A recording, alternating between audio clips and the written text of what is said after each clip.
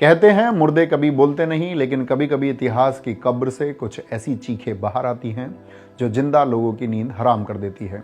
18 सितंबर 2022 उत्तराखंड की वो काली रात जब एक 19 साल की बहन अंकिता भंडारी ऋषिकेश की एक ठंडी नहर में हमेशा के लिए खामोश कर दी गई थी, जिसकी हत्या के आरोप में कोर्ट ने पुलकित आर्य और उसके साथियों को उम्र कैद की सजा तो सुना दी, लेकिन एक ऐसा सवाल जो उस दिन भी चीख रहा था और आज भी गूंज रहा है, कौन था वो वीआईपी जिसके लिए अंकिता पर दबाव बनाया गया, वो वीआईपी जिसे एक्स्ट्रा सर्विस देने के लिए पुलकित आर्य ने एक बेटी की बलि चढ़ा दी। 3 साल तक सिस्टम ने, सरकार ने और पुलिस ने इस नाम को ऐसे छिपाया जैसे कोई नेशनल इशू हो। प्यारे साथियों, नमस्कार। सच कहते हैं पाप का घड़ा एक दिन जरूर भरता है। आज सोशल मीडिया पर एक ऑडियो क्लिप वायरल हो रहा है जिसे उत्तराखंड से लेकर दिल्ली तक की सत्ता को हिलाकर रख दिया है। एक महिला जिसका नाम उर्मिला सनावर है, जो खुद को भाजपा के एक पूर्व विधायक की पत्नी बताती है। उन्होंने इस केस से जुड़े एक ऐसे नाम को उजागर किया जिसे सुनकर आपके पैरों तले जमीन खिसक जाएगी। हम एक रिकॉर्डिंग सुनाते हैं, ये सुनिए। विनोद आर्या, उस अंकिता भंडारी का जो लड़का बंदा है, वो विनोद आर्या का, वो अंकिता भंडारी के मर्डर में बंदा है। अंकिता भंडारी को उसे प्रेशर किया कि तू दुष्यंत को देगी, रात को इसके साथ सोगी। उसने मना कर दिया। उसने जाने की उसने सुसाइड कर दी। अंकिता बोले मैं ये काम नहीं करूँ। वो होटल में बता रहे थे ना आप, जहाँ गए थे घूमने? हाँ, वही था जहाँ वो टाइगर बाइगर में मैंने दिखाया था, जहाँ रिजॉर्ट है। अंकिता भंडारी थी उसमें, और वो पार्टी छोड़ेंगे नहीं किसी भी कीमत पर दुष्यंत गौतम को। अगर हम दुष्यंत गौतम को अभी पार्टी ये कह देती कि पल्ला झाड़ देती तो पार्टी गिर जाती, भारतीय जनता पार्टी गिर जाती। 2 लोगों के नाम है इसमें, मैं फिर बता रहा हूँ, एक दुष्यंत गौतम और एक अजय कुमार। आज के इस वीडियो में हम उस वायरल ऑडियो क्लिप और वीडियो का पूरा विश्लेषण करेंगे। हम उस नाम के बारे में भी जानेंगे जिसे गट्टू कहा जा रहा है, और हम वापस चलेंगे उस वंतरा रिसोर्ट में और समझेंगे कि क्यों उस रिसोर्ट पर रातों रात बुलडोजर चलाया गया था। क्या वो बुलडोजर न्याय के लिए था या उस वीआईपी के सबूत मिटाने के लिए? साथियों, सबसे पहले बात करते हैं उस वायरल ऑडियो क्लिप और वीडियो की जिसने इस ठंडे पड़ चुके केस में आग लगा दी है। 22 दिसंबर को अचानक एक महिला का वीडियो सोशल मीडिया के माध्यम से वायरल होने लगता है जिसका नाम उर्मिला सनावर है। यह कोई आम महिला नहीं है, यह टीवी एक्ट्रेस होने के साथ साथ हरिद्वार की ज्वालापुर सीट से भाजपा के पूर्व विधायक सुरेश राठौड़ की कथित पत्नी होने का दावा करती है। जून 2025 में भाजपा ने सुरेश राठौड़ को 6 साल के लिए पार्टी से निष्कासित कर दिया था। वजह थी उनका उर्मिला सनावर, जो अब वायरल वीडियो में आरोप लगा रही है, के साथ कथित दूसरी शादी का विवाद। हालांकि सुरेश राठौड़ इसे ब्लैकमेलिंग कहते हैं, लेकिन जो ऑडियो और वीडियो सामने आए हैं उसमें जो बातें हो रही हैं वो ब्लैकमेलिंग नहीं बल्कि एक कबूलनामा, कन्फेशन लगती है। सुरेश राठौड़ कहते हैं वो विनोद आर्य का बेटा है, यानी पुलकित आर्य। अंकिता को उसने प्रेशर किया कि तू दुष्यंत को सर्विस देगी, रात को उसके साथ सोगी। जी हाँ, आपने सही सुना, दुष्यंत। और आगे वो कहते हैं अगर पार्टी पल्ला झाड़ लेती है तो पार्टी गिर जाती। यहाँ किस पार्टी की बात हो रही है आप समझ सकते हो। साथियों, सोचिए यह कितनी बड़ी बात है। एक पूर्व विधायक जो सिस्टम का हिस्सा रहा है, वो प्राइवेट बातचीत में कह रहा है कि अगर उस वीआईपी का नाम बाहर आ जाता तो पूरी सरकार गिर जाती। उस ऑडियो में 2 नाम बहुत साफ तौर पर लिए गए हैं, दुष्यंत गौतम और अजय कुमार। दुष्यंत गौतम जो भाजपा के वर्तमान में राष्ट्रीय महामंत्री और उत्तराखंड के प्रदेश प्रभारी हैं। एक ऑडियो में उन्हें गट्टू के नाम से बुलाया गया है, और अजय कुमार प्रदेश महामंत्री संगठन यानी स्टेट जनरल सेक्रेटरी ऑर्गेनाइजेशन है। यह भाजपा में बहुत ताकतवर पद होता है क्योंकि इसे पार्टी और संघ आरएसएस के बीच की कड़ी माना जाता है। सुरेश राठौड़ कह रहे हैं कि वो वीआईपी कोई और नहीं बल्कि यही गट्टू था जो उस दिन रिसोर्ट में आने वाला था या आ चुका था। अब आप उस पूरी क्रोनोलॉजी को समझिए। जब अंकिता की हत्या हुई तो लोग और परिवार वाले सीबीआई की जांच की मांग कर रहे थे, लेकिन रातों रात धामी सरकार ने सीबीआई जांच से मना कर दिया और एसआईटी स्पेशल इन्वेस्टिगेशन टीम बना दी। क्यों? इस वायरल ऑडियो में इसका भी जवाब है। राठौड़ कह रहे हैं अरे भैया, सीबीआई है, पार्टी बचा लेती है, सीबीआई क्या करेगी, महामंत्री है वो। पार्टी बचा लेती है, सीबीआई क्या करेगी, महामंत्री है वो। मुख्यमंत्री ने बचा रखा ना उसको। मुख्यमंत्री ने बचा रखा है उसको, यह लाइन मुख्यमंत्री ने बचा रखा है उसको, यह लाइन साबित करती है कि अंकिता भंडारी को न्याय न मिलना, पुलिस की ढिलाई और सबूतों का मिटना, यह सब कोई गलती नहीं थी, यह एक साजिश थी, एक बड़े नेता को बचाने की साजिश। उर्मिला सनावर ने तो यहां तक दावा किया है कि पुलिस अब उसे हंट कर रही है, उसे डरा रही है, क्योंकि उसने वो राज खोल दिया है जो 3 साल से दफन था।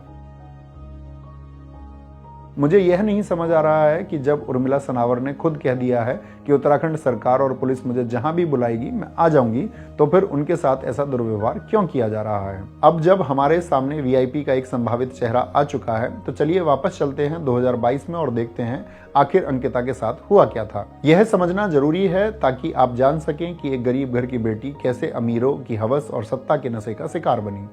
अंकिता भंडारी पौड़ी गढ़वाल के डोब श्रीकोट गांव की एक सीधी सादी लड़की। पिता वीरेंद्र सिंह भंडारी एक गरीब सिक्योरिटी गार्ड थे जिन्होंने तंगहाली में भी बेटी को पढ़ाया। अंकिता के सपने बड़े थे, लेकिन कोरोना में पिता की नौकरी छूटने और कॉलेज फीस ना भर पाने के कारण उसे अपना होटल मैनेजमेंट का कोर्स बीच में ही छोड़ना पड़ा। सोचिए, उस मजबूरी को फीस ना जमा कर पाने के कारण किसी के सपने अधूरे रह गए। जब चारों तरफ अंधेरा था तब कहानी में एक नए किरदार की एंट्री होती है, पुष्पदीप। जम्मू का रहने वाला पुष्पदीप जो सितंबर 2021 में इंस्टाग्राम के जरिए अंकिता की जिंदगी में आया था। कहने को यह सोशल मीडिया की दोस्ती थी, लेकिन वक्त के साथ यह भरोसा इतना गहरा हो गया कि अंकिता ने अपने परिवार की तंगी और अपनी मजबूरी को सबसे पहले उसी से साझा किया। उसने कहा, पुष्प, मुझे किसी भी हाल में एक नौकरी चाहिए। अंकिता की मदद करने के लिए पुष्पदीप ने इंटरनेट पर नौकरी ढूंढनी शुरू की और तभी उसकी नजर एक विज्ञापन पर टिकी। यह विज्ञापन वंतरा रिसोर्ट का था जो एक रिसेप्शनिस्ट की जॉब के लिए था। साथियों, यहाँ गौर कीजिएगा, शैतान अक्सर लुभावने चेहरे के पीछे छुपकर आता है। उस विज्ञापन में नौकरी के साथ एक बहुत ही अजीब सी शर्त जुड़ी थी। यह नौकरी केवल उन लड़कियों के लिए है जो रिसोर्ट के अंदर ही रहने को तैयार हो। सोचिए, यह लाइन खतरे की कितनी बड़ी घंटी थी, लेकिन अंकिता की मासूमियत और पुष्पदीप के भोलेपन ने इसे नजरअंदाज कर दिया। उन्हें लगा कि रिसोर्ट ऋषिकेश के शहरी इलाकों से दूर जंगल के बीचों बीच सुनसान इलाके में है, इसलिए शायद मालिक सुरक्षा के लिहाज से या काम की वजह से उन्हें वहां रुकने को कह रहा है। लेकिन उन्हें क्या पता था कि यह कोई शर्त नहीं बल्कि पुलकित आर्य का बिछाया हुआ एक हनी ट्रैप था। वह एक एम्प्लॉय नहीं बल्कि एक शिकार ढूंढ रहा था। पुष्पदीप ने ही पुलकित आर्य मालिक से बात की। फोन पर ही अंकिता का इंटरव्यू हुआ और 28 अगस्त 2022 की तारीख को अंकिता की किस्मत का फैसला हो गया और 10,000 रुपए पर मंथ की सैलरी के साथ उसकी नौकरी पक्की हो गई। 1 सितंबर को अंकिता के पिता उसे छोड़ने रिसोर्ट गए। जब अंकिता अपना बैग लेकर उस रिसोर्ट की दहलीज पर पहुंची तो उसे लगा कि उसके अच्छे दिन शुरू होने वाले हैं, लेकिन उसे अंदाजा भी नहीं था कि जिसे वो अपनी रोजी रोटी का जरिया समझ रही है, असल में वह उसकी जिंदगी का आखिरी पड़ाव साबित होने वाला है। क्यों? क्योंकि वह रिसोर्ट अय्यासी का अड्डा था। अब मैं आपको पुलिस की फाइलों और चार्जशीट के उन पन्नों पर ले चलता हूं जहां गवाहों के बयान दर्ज हैं। ये वो लोग हैं जिन्होंने उस रिसोर्ट के अंदर अंकिता के मौत से पहले की घटनाओं को देखा था। शुरुआत होती है अंकिता के रिसोर्ट पहुंचने की पहली ही रात से, यानी 1 सितंबर से। अभी नौकरी की स्याही सूखी भी नहीं थी कि एक शराबी गेस्ट ने अंकिता को जबरन गले लगाने की कोशिश की। अंकिता सहम गई। उसने विरोध किया और यह बात तुरंत रिसोर्ट के मालिक पुलकित आर्य को बताया। पुलकित आर्य ने इस बात को यह कहकर टाल देता है कि गेस्ट नशे में था, शायद इसीलिए गलती हो गई हो। अंकिता ने यह बात फोन पर अपने दोस्त पुष्पदीप को भी बताई, लेकिन यह तो बस शुरुआत थी। 10 सितंबर आते आते पुलकित का असली चेहरा सामने आने लगा। दरअसल एक रात रिसोर्ट मालिक पुलकित आर्य, मैनेजर सौरभ भास्कर और स्टाफ मेंबर अंकित गुप्ता अंकिता के साथ छेड़छाड़ करते हैं और उसके कमरे में बैठकर शराब पीते हैं। अंकिता ने रोते हुए पुष्प को फोन किया, लेकिन जब पुलकित को भनक लगी तो उसने अंकिता का फोन छीन लिया। उसने अंकिता को बाहरी दुनिया से काटने की कोशिश की। स्टाफ की गवाही देखिए। रिसोर्ट में आयुष नाम का एक इलेक्ट्रीशियन था। अंकिता ने उसे मैसेज भेजा था जो आज भी रोंगटे खड़े कर देता है। उसने लिखा था, आयुष, ये लोग बहुत गंदे हैं, हवस के पुजारी हैं, मुझे यहाँ काम नहीं करना, मेरे लिए कोई जॉब हो तो बताओ। उसने साफ बताया था कि पुलकित ने शराब के नशे में उसे किस करने की कोशिश की थी। इसी बीच अंकिता ने जॉब छोड़ने का पूरा मन बना लिया था और फिर आया वो गेम चेंजिंग मैसेज 17 सितंबर को। अंकिता ने पुष्प को बताया कि अब पानी सिर से ऊपर जा चुका है। उसने लिखा, अंकित गुप्ता मेरे पास आया था, वो कह रहा है कि मंडे को एक वीआईपी गेस्ट आ रहा है, तुम्हें उसे एक्स्ट्रा सर्विस देनी होगी। अंकिता का जवाब एक तमाचा था उन अमीरों के मुंह पर। उसने लिखा, मैं गरीब हूं तो क्या 10,000 रुपए में बिक जाऊंगी। साथियों, थोड़ा ध्यान से समझिए। अंकिता ने मैसेज में लिखा, मंडे को गेस्ट आएगा और संडे 18 सितंबर की रात को उसे रास्ते से हटा दिया गया क्योंकि उसने उस वीआईपी की सेवा करने से मना कर दिया था। अब सवाल वही है, आज वायरल हो रहे वीडियो में जिस गट्टू या दुष्यंत गौतम का नाम उछाला जा रहा है, क्या वो सोमवार को आने वाला वही वीआईपी था? यह जांच का विषय है। हालांकि ऑडियो क्लिप में तो साफ साफ गट्टू यानी कि दुष्यंत गौतम का नाम लिया जा रहा है। अब हम चलते हैं उस काली शाम पर जब अंकिता की जिंदगी का फैसला हुआ। शाम के 5:30 बजे तक अंकिता ठान चुकी थी कि अब वह एक पल भी यहाँ नहीं रुकेगी। यहाँ गवाहों की कड़ियां कैसे जुड़ती है, इसे ध्यान से देखिए। अंकिता ने अपना बैग पैक कर लिया और उसे बाहर ले जाने के लिए स्टाफ सौरभ बिष्ट को कॉल किया। सौरभ उस वक्त गाड़ी चला रहा था, इसलिए फोन उसके बगल में बैठे करण ने उठाया। अंकिता की रोती हुई आवाज सुनकर करण समझ गया कि मामला गंभीर है।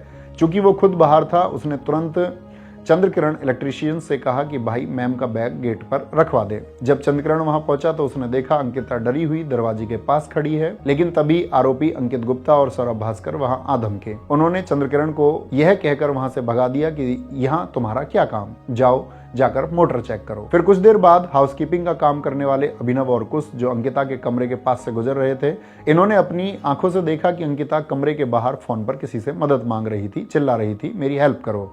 लेकिन तभी पुलकित आर्य वहां आया। उसने अंकिता का फोन छीन लिया और उसका हाथ पकड़कर जबरदस्ती कमरे में ले गया। अभिनव ने पुलिस को बताया कि उस वक्त अंकित गुप्ता अजीब हरकतें कर रहा था, वो शायद नशे में था और वहां नाच रहा था। शाम के करीब 8 बजे अंकिता ने पुष्प को कॉल किया और बताया, पुलकित ने मेरे साथ बदतमीजी की है, मेरा मुंह दबाया है, पर पुष्प से ज्यादा बातें ना कर पाई। यहाँ एक बड़ा सवाल आता है, इतनी बदतमीजी के बाद अंकिता उनके साथ बाहर घूमकर जाने को तैयार क्यों हुई? पुलिस की जांच बताती है कि जब पुलकित को लगा कि अंकिता अब चुप नहीं बैठेगी तो उसने गुड बॉय बनने का नाटक किया। उसने माफी मांगी और कहा, ठीक है तुम नौकरी छोड़ देना, लेकिन अभी बहुत गुस्से में हो, चलो हम ऋषिकेश तक ड्राइव पर चलते हैं, कुछ खाएंगे, तुम्हारा मूड फ्रेश हो जाएगा और हम बात कर लेंगे। अंकिता शायद उस बंद कमरे के डर से भागना चाहती थी। उसे लगा कि बाहर सार्वजनिक जगह पर वो सुरक्षित होगी, इसलिए वो उनके साथ बाइक पर बैठकर घूमने चली गई। सीसीटीवी फुटेज और जांच से पता चला कि करीब रात के 8:30 बजे ये लोग ऋषिकेश एम्स के पास पहुंचे। वहां उन्होंने एक दुकान पर कुछ खाया पिया। यह बात इसलिए अहम है क्योंकि अंकिता की पोस्टमार्टम रिपोर्ट में उसके पेट में अधपचा खाना मिला था। इसका मतलब है कि नहर में गिरने से ठीक पहले वो जिंदा थी और उसने खाना खाया था। फिर वापस लौटते हुए करीब रात के 9 बजे चीला बैराज चेक पोस्ट को पार करके वे सभी चीला नहर के किनारे एक सुनसान जगह पर बाइक को रोकते हैं और अंकिता के साथ मारपीट करके उस 19 साल की जान को ठंडे पानी में धक्का दे देते हैं। वो डूबती रही और वो तीनों वहां से वापस रिसोर्ट आ गए। आकर क्या किया? आकर उन्होंने एक सेफ मनवीर द्वारा बनाए गए मलाई कोफ्ता और चिकन को खाया। सोचिए उस वहसीपन की हद, एक लड़की को मारकर वो सुकून से खाना खा रहे थे। सेफ मनवीर ने यह भी बताया कि अंकिता मैडम को कमरे में खाना ले जाकर देने के लिए उस दिन अंकित गुप्ता खुद किचन में आया था, जबकि ऐसा नहीं होता था क्योंकि रूम में खाना वगैरह देने के लिए दूसरे स्टाफ के मेंबर थे, पर उस दिन अंकित आया था। मनवीर ने यह भी बताया कि जब सुबह सबको पता चले कि मैडम अपने कमरे में नहीं है तो सब लोग उसे ढूंढने लगे और वह खुद भी बाइक लेकर आसपास के क्षेत्रों में अंकिता को ढूंढने लगा, पर वह मिली नहीं। उसने यह भी बताया कि जब वह मैडम के कमरे में गया तो वहां पर रात में जो अंकित गुप्ता प्लेट में खाना लेकर गया था वो ऐसे ही रखा था। हत्या तो 18 सितंबर की रात को हो गई थी, लेकिन असली खेल, असली कवरअप 19 सितंबर की सुबह से शुरू हुआ। अंकिता के पिता को जब यह पता चला कि उसकी बेटी रिसोर्ट से लापता है तो वह रिपोर्ट लिखवाने के लिए थाने थाने भटकते रहे। कभी मुनि की रेती थाना, कभी पौड़ी थाना, तो कभी ऋषिकेश कोतवाली। अंततः 1-2 और थानों में चक्कर लगाने के बाद उन्हें पता चला कि रिसोर्ट का जो एरिया है वह पटवारी चौकी के अंतर्गत आता है। जब अंकिता के पिता 20 सितंबर को रिसोर्ट एरिया के कंडखाल पटवारी चौकी पहुंचे तो उन्हें पता चला कि पटवारी वैभव प्रताप पहले से ही पुलकित आर्य की गोद में बैठा था। पुलकित ने खुद जाकर अंकिता की गुमशुदगी की रिपोर्ट लिखवा दी थी कि अंकिता निजी संबंधों को लेकर तनाव में थी और अपने आप कहीं चली गई है। अंकिता के पिता को एक और बात पता चलती है कि अभी पटवारी वैभव प्रताप छुट्टी पर है और अभी चार्ज जो है पटवारी विवेक कुमार के पास है। अंकिता के पिता जब विवेक कुमार के ऑफिस पहुंचे तो उन्हें पता चला कि वहां पर पहले से ही पुलकित आर्य और उसकी पत्नी और उसके पिता विनोद आर्य, जो भाजपा सरकार में ओबीसी मोर्चा की राष्ट्रीय कार्यकारिणी के सदस्य और उत्तर प्रदेश भाजपा ओबीसी मोर्चा के सह प्रभारी भी थे। इसके अलावा अंकित गुप्ता और सौरभ भास्कर भी वहां पहले से मौजूद थे, जिन्होंने पटवारी के साथ मिलकर पहले से ही सेटिंग बना ली थी, क्योंकि जब अंकिता के पिता ने रिपोर्ट लिखने को कहा तो पटवारी ने मना कर दिया, जिसको लेकर वहां मौजूद पुलकित से भी अंकिता के पिता की झड़प हुई थी। वीडियो ज़्यादा लंबी ना हो इसलिए आप अंकिता भंडारी के पिता की पूरी इंटरव्यू डिस्क्रिप्शन बॉक्स में दिए गए लिंक पर क्लिक करके देख सकते हैं, जहां पर आपको पता चलेगा कि अपनी बेटी की रिपोर्ट लिखवाने के लिए उन्हें कितनी भागदौड़ करनी पड़ी थी। अंकिता के पिता के द्वारा कुछ लोगों से संपर्क करने के बाद उनकी रिपोर्ट वहां की लोकल पुलिस द्वारा लिखी जाती है और फिर 22 और 23 सितंबर की रात तक तीनों आरोपियों को गिरफ्तार कर लिया जाता है। अंकिता के पिता 3 दिन तक भटकते रहे। अगर उसी दिन पटवारी और पुलिस एक्शन लेती तो शायद कुछ सबूत और मिल जाते। अब बात करते हैं इस केस के सबसे संदिग्ध हिस्से की। 24 सितंबर को अंकिता की बॉडी चीला नहर के बैराज में फंसी मिली थी, पर उससे एक दिन पहले ही यमकेश्वर की भाजपा विधायक रेणु बिष्ट और एसडीएम प्रमोद कुमार एक बुलडोजर लेकर रिसोर्ट पहुंच गए।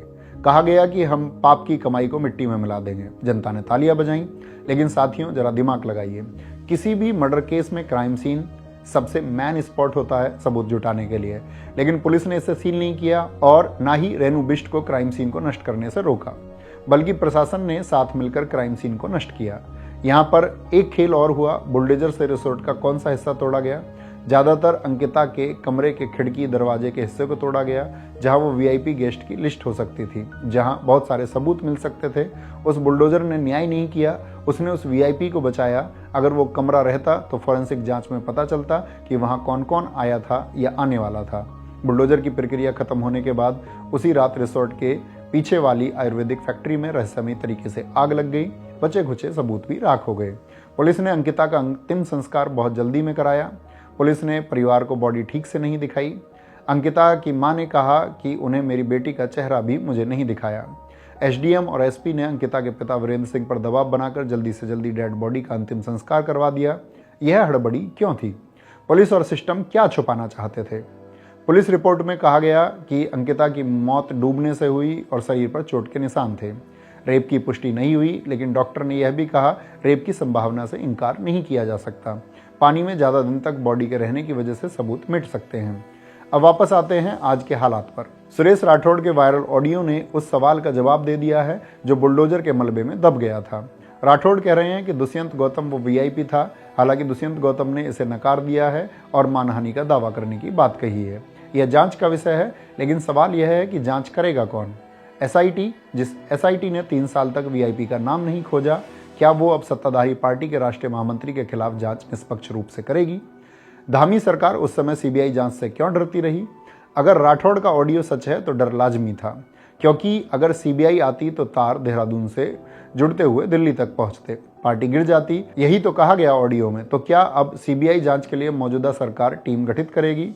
देखिए, राजनीति अपनी जगह है, लेकिन एक समाज के तौर पर हम कहाँ जा रहे हैं? यह मामला सिर्फ एक पार्टी का नहीं है। यह मामला उस सामंती सोच का है जो यह समझती है कि गरीब की बेटी उपभोग की वस्तु है। अंकिता की गलती सिर्फ यह थी कि वो गरीब थी। अगर वो किसी बड़े अफसर या नेता की बेटी होती तो क्या पुलकित आर्य की हिम्मत होती उसे एक्स्ट्रा सर्विस के कहने के लिए? बेटी बचाओ बेटी पढ़ाओ का नारा देने वाली सरकार के राज में उनकी ही पार्टी के नेता का बेटा उनकी ही पार्टी के संगठन मंत्री के लिए एक बेटी का सौदा कर रहा था। यह कैसा विरोधाभास है? 30 मई 2025 को जज रीना नेगी ने पुलकित, सौरभ और अंकित को उम्र कैद दी, लेकिन परिवार फांसी मांग रहा था और वो आरोपी जो जेल जाते वक्त हंस रहे थे। वीडियो में देखिए सौरभ भास्कर कैसे मुस्कुरा रहा है और हाथ मिला रहा है जैसे कोई गुनाह नहीं किया है इसने। वो मुस्कुराहट बता रही है कि उन्हें भरोसा है सिस्टम हमारा है। आज हम जेल में हैं, कल पैरोल पर बाहर आ जाएंगे। अंकिता भंडारी आज हमारे बीच नहीं है। उसका शरीर जला दिया गया, उसके कमरे पर बुलडोजर चला दिया गया और उसकी फाइल बंद करने की कोशिश की गई, लेकिन सत्य परेशान हो सकता है, पराजित नहीं। उर्मिला सनावर के इस खुलासे ने हमें एक और मौका दिया है। यह मौका है फिर से सवाल पूछने का और अंकिता भंडारी को न्याय दिलाने का। सुप्रीम कोर्ट की निगरानी में इस वायरल ऑडियो की निष्पक्ष जांच हो। अगर सुरेश राठौड़ की बात सच है तो दुष्यंत गौतम और अजय कुमार जैसे नेताओं पर कार्रवाई होनी चाहिए। रेणु बिष्ट से भी सबूत मिटाने के लिए सवाल पूछा जाना चाहिए। अंकिता मेरी या आपकी बहन और बेटी हो सकती थी। अगर आज हम चुप रहे तो कल कोई और पुलकित आर्य किसी और अंकिता को वीआईपी को सेवा न देने पर नहर में धक्का दे देगा। उत्तराखंड देवभूमि है, इसे दानव भूमि मत बनने दीजिए। और यह भी याद रखिए, जो सरकारें बेटियों की लाशों पर राजनीति करें और अपराधियों को वीआईपी ट्रीटमेंट दें, उनको चुनने से पहले एक बार जरूर आपको विचार करना चाहिए। जय हिंद, जय भारत, जय मां सरस्वती।